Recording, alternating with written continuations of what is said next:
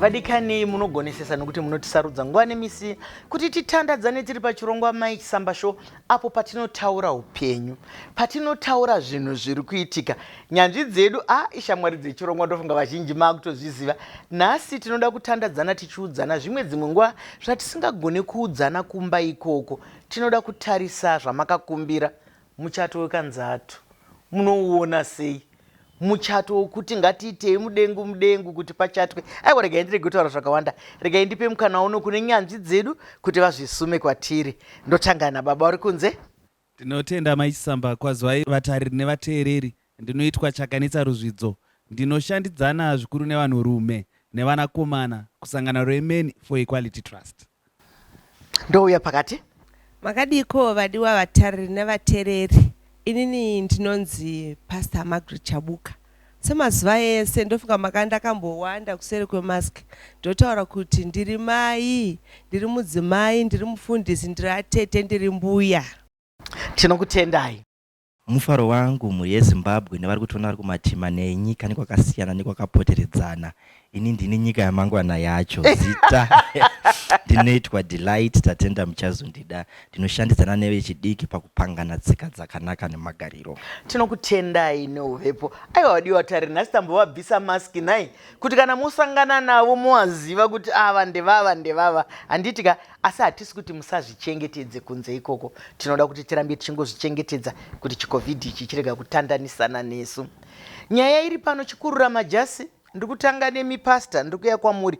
Munofunge ine nyaya iyi tichidzidzisana tichipanana chokwadi kuti vanhu vanoda kuchata.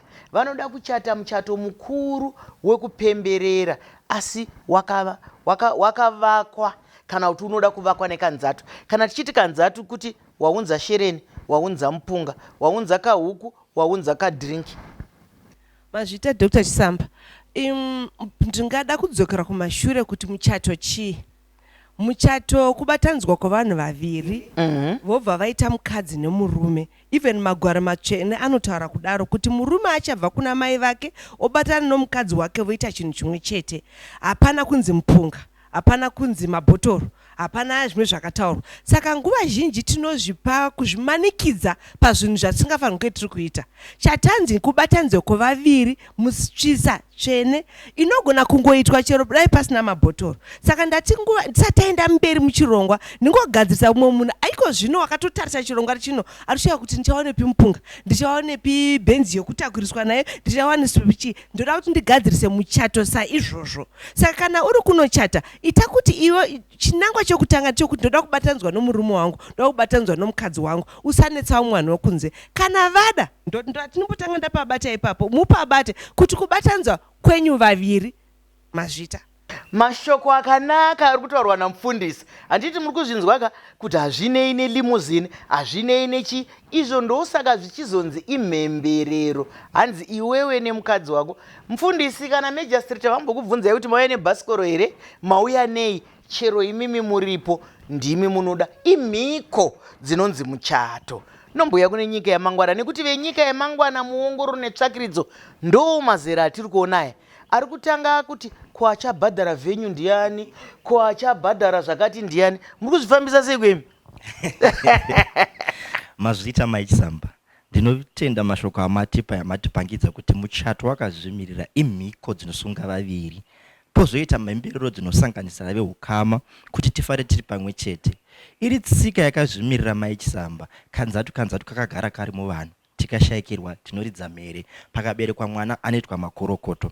Asi dambudziko raapo nderekuti hukama hwasuruka, hukama hwapera. Vanhu vakuita kurarama kwemapitse, kwechindini, kwechindionei. Pane musoro yenyaya yakabuda Mai Chisamba pataita ongororo netsvakurudzo. Pakadza kuti kanzatu hauzogoneta kanzatu kanowirirana Mai Chisamba. Saka maakuona zvine zvekuti vawirirana vacho pamwe mhuri dzatorana dziri kufara. Dambudziko nderekuti kumuri kwatabva zvimwe pakaita nhamo kana zvimwe zvaida kuti ndikande ruoko handina kuburitsa mari.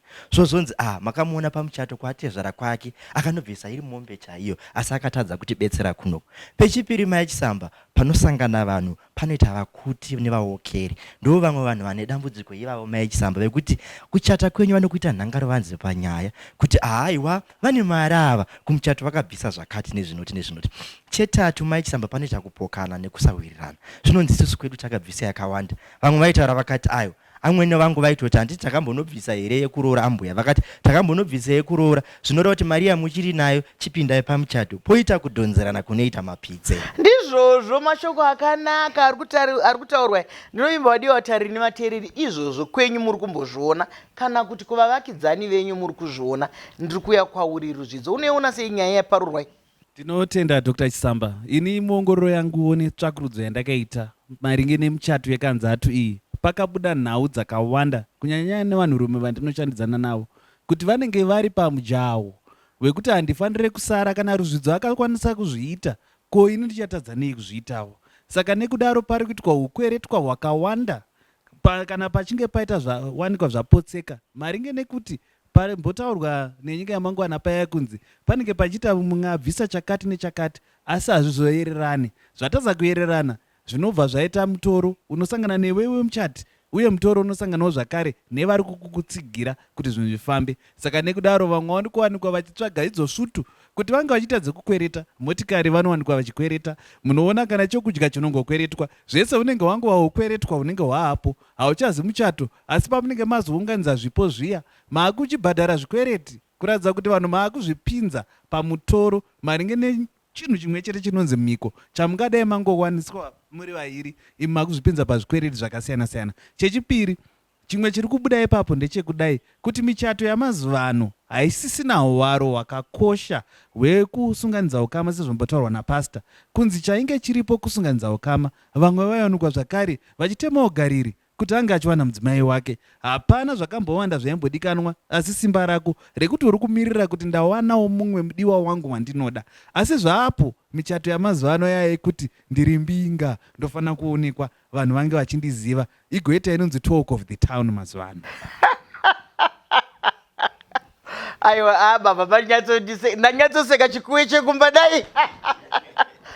Nokuti muchato iyoyo paongororo netsvakiridza yatakaita takaona kuti iri kuunza kusuwa kukuru, nekuti kuti tisumudze chirongwa ichochi zvikumbiro zvamuri kuunza imi madiwa vatariri nevateereri, kuti vanhu vari kupa vakanyunyuta, nekuti uri kubva wanzi imimi baba mudiki ndimi muchaita zvakati, kuti ubude dzimwe nguva watadza kuzvibuda, ava ngavaite zvakati. Zvino kana uri muchato uri kuitwa nevanhu vari kupa vachigunun'una, une pundutso here? Une mufaro here? Patinozoona svitsa, vamusvitsa vaye vochema, vanenge vari kuchema here mufaro kana kuti vochema nyaya dzabva kuitika kuseri? Ngatisangane muchikamu chinotevera.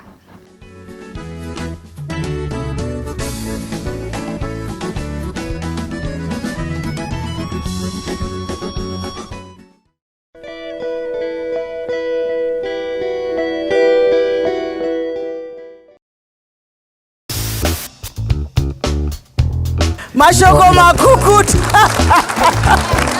Dr. Rebecca Chisamba, 36th anniversary in radio and television celebration. Yes, Zimbabwe's #1 talk show host, Choral Jubilee. Come celebrate with us the incredible journey of Dr. Rebecca Chisamba, the steward of our local languages, the wordsmith, our mother, beacon of local excellence and protector of our progressive cultural values.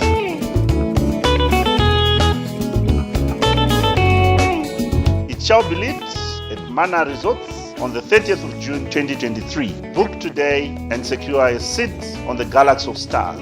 Entertainment includes Mbeu and Modzi Tribe, and this is a red tie buffet dinner event. Mashoko akanaka ari kutaurwa nai.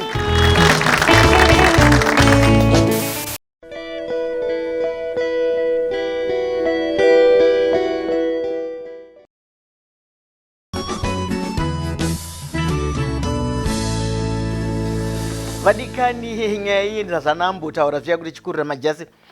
Ndinoimba kuti hatisi kusangana nevari kuita izvozvo. Kana tasangana nemi tine urombo, tiri kungotaura upenyu. Tiri kungotaura kuti muchato, mhiko, kuroorana ngazvirambe zviri chinhu chinofadza mhuri, ngachirambe chiri chinhu chinofadza shamwari. Zvino kugunun'una kwandambotaura uku Delight, kugunun'una uku iwe unoda here kupiwa zvinhu nevanhu vari kugunun'una ngoti chero zuva racho rafamba? Zvinokukomborera here? Kwete Mai Chisamba, matotora mashoko mukanwa mangu. Isu sevanhu verudzi rwechitema tinovimba kuti zvinyunyuto zvinounza nhamo, rushambwa nemunyama pawanano yenyu.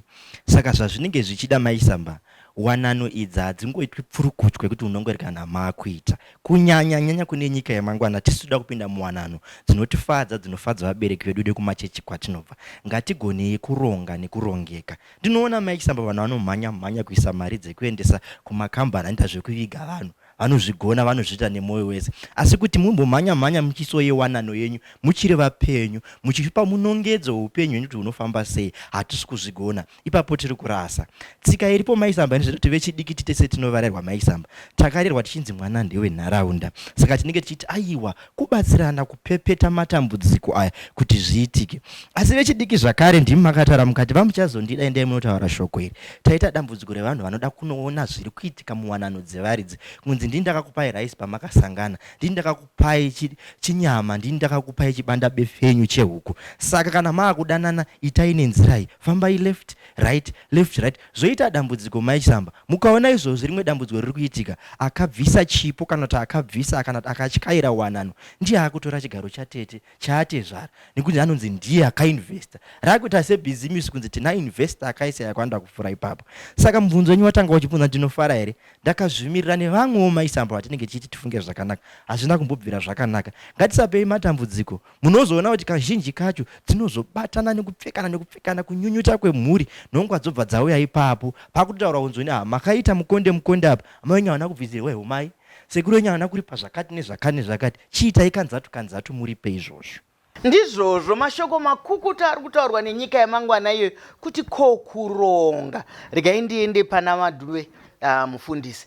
Iwowo muchato uyu wemhemberero uyu unomanikidzirwa here? Nekuti tiri kuona vamwe vabereki vari kubva vaipa mukwasha mutemo kuti mwana wangu anobva pano nemuchato.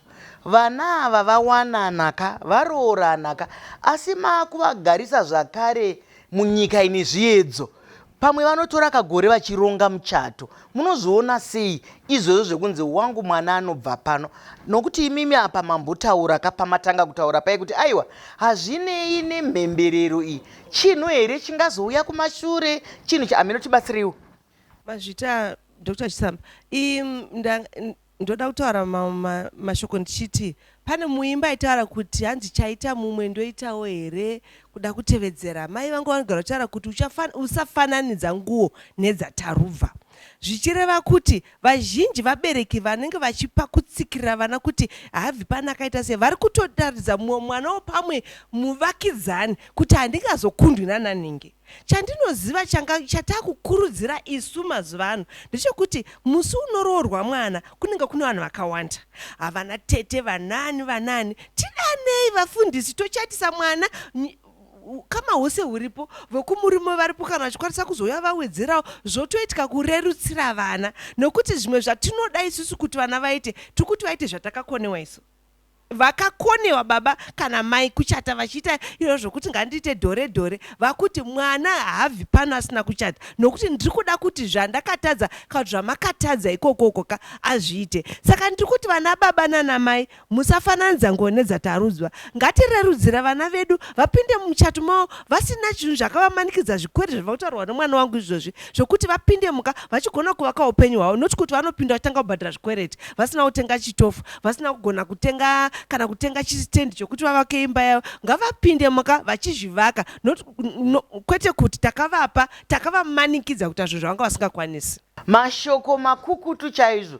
Patinosumudzwa tichikura mararamiro edu, pane zvimwe zvatinotadza kuita nezvikonzero zvakasiyana-siyana, asi zvanzi haisi mhosva yatinogona kukuturira kuvana kuti nokuti inini handina kuchata muchato wedhore uyu, regai mwana wangu aita. Asi tinokutendai nekuti matipa kuti kana vana ivava musi wavanoroorana vanogona kubva vangobatanidzwa.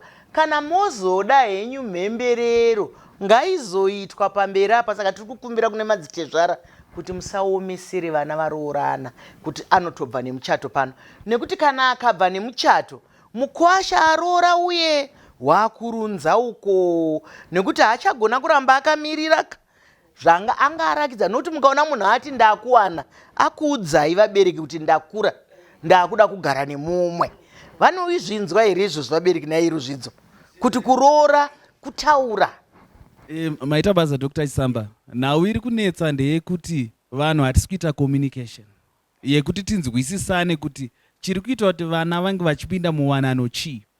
Nhau iri kunetsa ndeyekuti tisu tinoronga kubva pekutanga, kubvira vachitopfimbana ndinenge ichitoda kuti mwana wangu ngaaroorane newekwangana. Kana akapotsa kutora wekwangana yeye vauya, tisu tinenge taakuzowanikwa zvakare taakuita konde konde kuti muchato ngautoitwe. Ende zvadaro sezvamabva kutaura kuti vanenge vaane shungu dzekuti ngatigarisane. Makuona kuti kazhinji muchato ikanga yaitika iyoyo yekuti taita konde konde kudai, patinozoita mwedzi 3-4 muchato wapera, pakuita rimwe dambudziko tinobva tabatiswa muzukuru. Nenhau yekuti tawanikwa isusu tanga tichipa vanhu manyawi uyezve kuvapa puresha yekuti chatai, vachiziva kuti homwe yedu haina kumira zvakanaka. Chimwe chezvinhu chinoitawo zvakare kuti vanhu vange vachiroora zvakare zvikuitika mazuva ano. Mumapoka akasiyana siyana vanhu vari kutanga vaita tutare twavo, voona kuti paita mhosva, yonzi mhosva ngaigadziriswe nekuroora. Roora roitwa mhosva yogadzirwa, yagadziswa mhosva vanhu vakumanyidzana kuti ngatichibva taitawo muchato. Saka zvimwe zvinhu zviri kuitika izvozvo pamuri kuona muchato weita wekonde konde nenhau yekuti panenge paita mhosva yekuda kuvigwa. Ende kazhinji nehau iyoyo ino zvakare nana amai ndo vanenge vachichengeta iyo secret iyoyo ichichengetwa, ichinzi mwana wangu kana zvaita sekudai haafaniri kubva pano asina muchato. Saka nekudaro ngazviende mberi. Saka imwe nyaya iyoyo yamuri kuona Mai Chisamba yekuti kune zvakawanda zvakaringana nemuchato iyoyo iri kuitika yekuti vanhu vange vachiita konde konde. Hausi kupomera vana mai mhaka here iwe, nekuti iwe uri kuti vana mai ndo vanenge vachiziva, vana mai ndo vanenge vachivanza. Seiko zvakadaro kuti pese panongoitika zvinhu zvekunge zviri kuvanzwa zvisiri kubuda zvakanaka zvonzi vana mai? Kana tadzoka muchikapi chinotera toda kuti mudzimai avapindure kuti sei zvinzi vana mai. Pada vana mai vanenge vasingatoziva vanotongobatwawo muchiswa setsuro. Ngatisaka nemuchikapi chinotevera.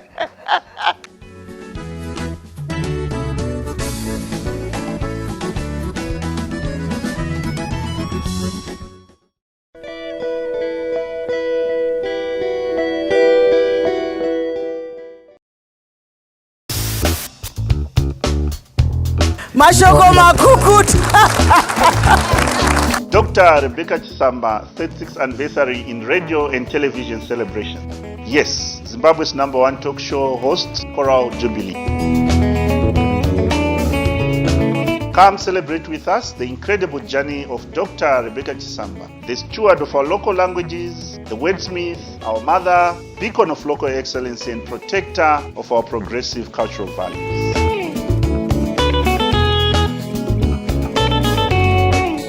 It shall be lit at Mana Resorts on the 30th of June 2023. Book today and secure a seat on the Galaxy of Stars. Entertainment includes Mbeu and Modzi Tribe, and this is a red tie buffet dinner event. Mashoko akanaka ari kutaurwa nai.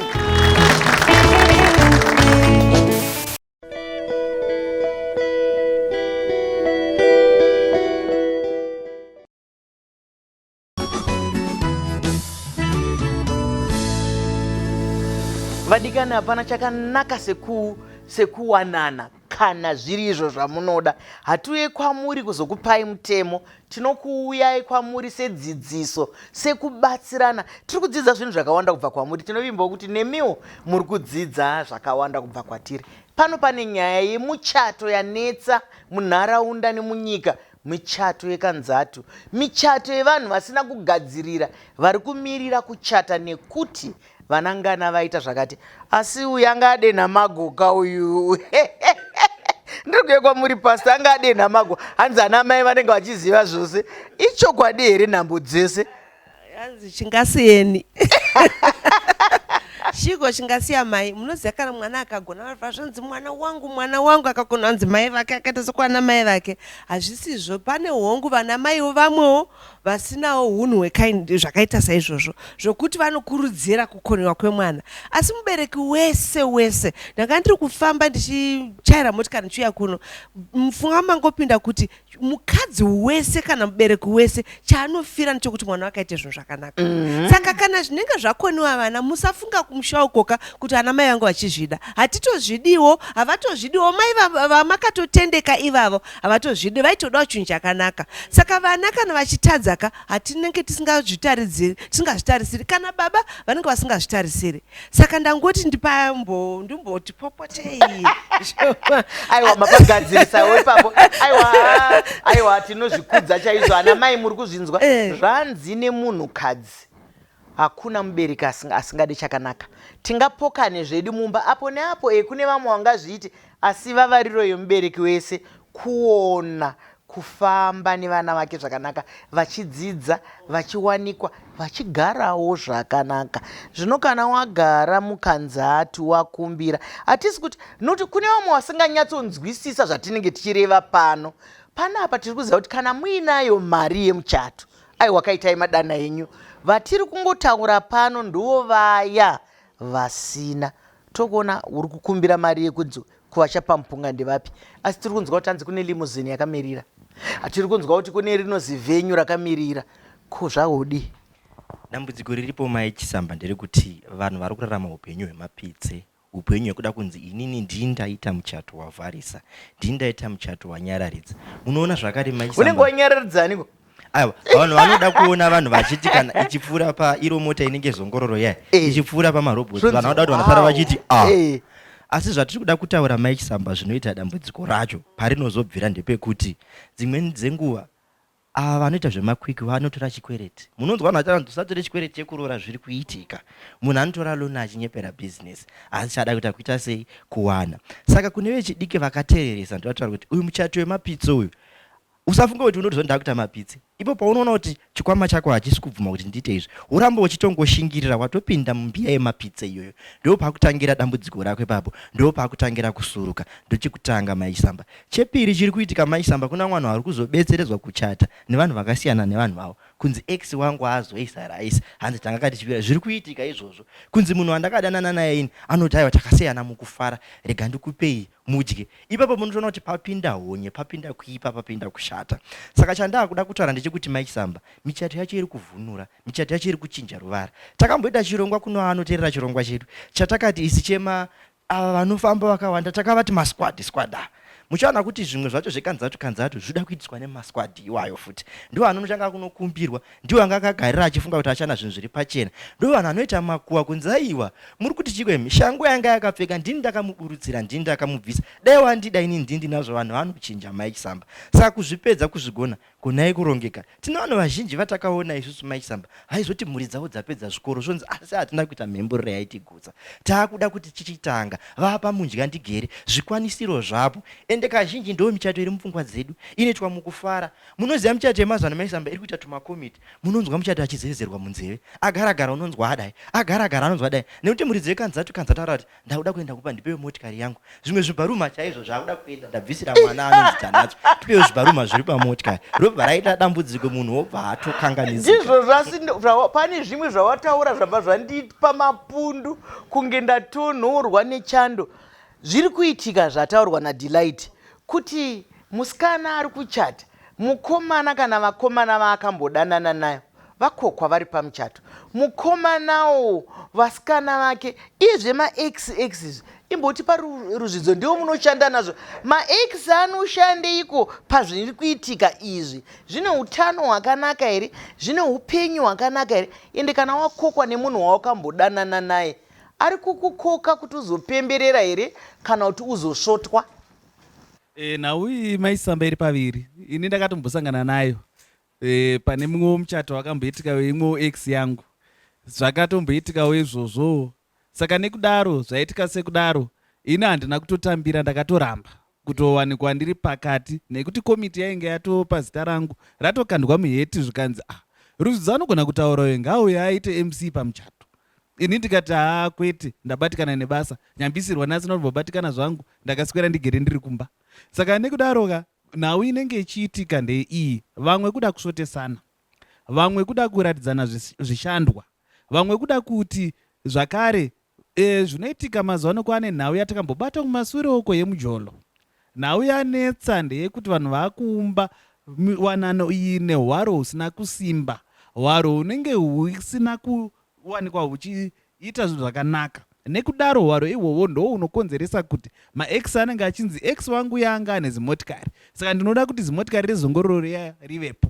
X wangu uya yanga ane zvakati, anga ane bhucha, ndoda kuti pange pachidyiwa nyama. X wangu anga ane chakadai. Kumakagosira neiko na x uyu kana muchiri kudanana zvekuti munokokana munoda kutedzana vakasirana chii? Nhau inoitika maisamba ndeye kudai. Zvinonzi chatagura ukama hwerudo kwete ukama hwekufambidzana. Zvinonzi zvakaitika asi tinofanira kuramba tichingotaudzana. Vamwe nanhasi vanenge vakatochengetana munhare mbozha. Imwe nyaya inoda kutozotaurwawo nerimwe zuva iyoyo. Tinoitaura svondo rinouya. Saka nekudaro zvinhu zviri kuitika izvozvo Dr. Chisamba kuti vanhu vanenge vaine kuhwandirana kwavanoita nekuti zvinenge zvichinzi payakamboyereranapo paya inogona kuzoyerera zvakare. Zvinotyisa. Hongu tiri kufambirana nenguva, hongu tiri kutora zviri kuitika kune dzimwe ndudzi. Zviri mutsika nemagariro edu here izvozvi zviri kuitika zvekuti munhu wawakambodanana naye pada kunyange wakamboita naye mhuri kana vana moramba muri muushamwari hwekuti ngaauye mumuchato, ngaauye mumhemberero dziri kuitwa mumusha menyu. Handizivi kuti inyaya here yatinogona kutseketudza, asi vadiwa tariri ndinozviziva kuti kana toita zvinoendeka zvikuru sei tiri maisamba show pamusoro penguva yedu. Nguva yedu inobva yakwikwidzana nesu zvakanyanya, asi regai mubvunzo iwowo tinoda kufamba nawo nekuti nyaya yedu yemuchato wekanzatu hatisati taipedza. Tiyatarisa zvakare iyo yekunzi aiwa takangorambana zvedu asi katichiri mashamwari. Imimi mava kudanana nemunhu uyu zvino munozvigashira here kuti vari kutamba chete havachadanana? Ivo vakambodanana vese, ivo vakambodyidzana zvakanyanya. Aiwa, chiregai nitore mukana uno wokutenda vadari vedu vatyaira chirongwa ichi zvakanaka chaizvo. Ruzvidzo, tinokutendai. Pastor, tinotenda. Nyika yamangwana Delight, tinotenda. Zvakadii kusangana zvakare pane imwe nhapitapi svondo rinouya panguva imwe cheteyo nekuti chiringazuva chiya chabva chatsvuka chikakwata. Ndimwenyu Dr. Rebecca Chisamba.